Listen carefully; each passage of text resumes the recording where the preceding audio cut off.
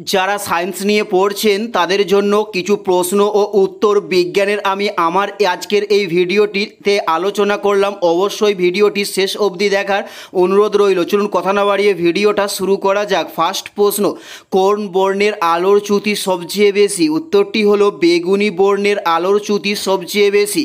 উত্তরটি হলো বেগুনি বর্ণের। নেক্সট প্রশ্ন, সিজিএস পদ্ধতিতে ওজনের পরম একক কী? উত্তরটি হলো ড্রাইন।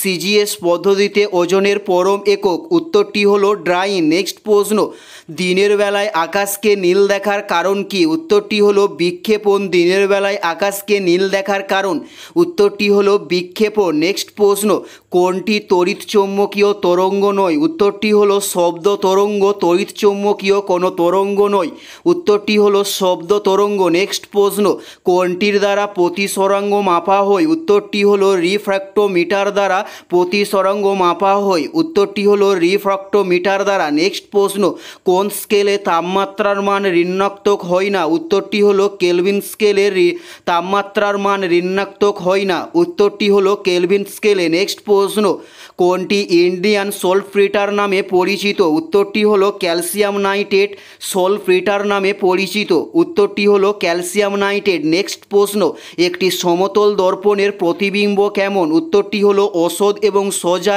একটি সমতল দর্পণের প্রতিবিম্ব।